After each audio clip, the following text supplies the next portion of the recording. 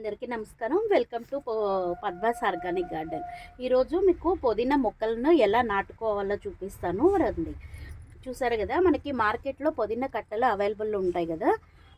ఈ విధంగా ముదురు కాడలు చూసారా, ఇట్లా పుదీనా కట్టల్లో ఇలా ముదురు కాడలను తీసుకొని 3 డేస్ ఇట్లా వాటర్లో పెట్టేసేయండి.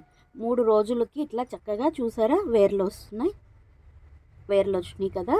వీటిని ఇలా సాయిల్లో పెట్టుకోవడం అనమాట. సాయిల్ మిక్స్ ఎట్లా అంటే 60% మట్టి తీసుకోండి, 30% కంపోస్ట్ తీసుకోండి, 10% ఇసుక కూడా కొద్దిగా ఎక్కువ ఉండేటట్టు చూసుకోండి. మనము పెట్టేటప్పుడు ఇలా ముదురు ఉన్న కాడలు మాత్రమే తీసుకొని చూడండి ఈ విధంగా ప్లేస్ చేయడమే అనమాట. సాయిల్ అనేది పొడి పొడిగా ఉండాలి, మట్టి గుల్లగా ఉండాలన్నమాట. పొడి పొడిగా ఇలా ప్లేస్ చేసుకొని ఒక్కొక్క దానికి ఒక్కొక్క ఇంచు గ్యాప్తో ఇట్లా మొత్తము పెట్టేసుకోండి. ఈ పుదీనా అనేది వర్షాకాలంలో బాగా గ్రోత్ అవుతుంది.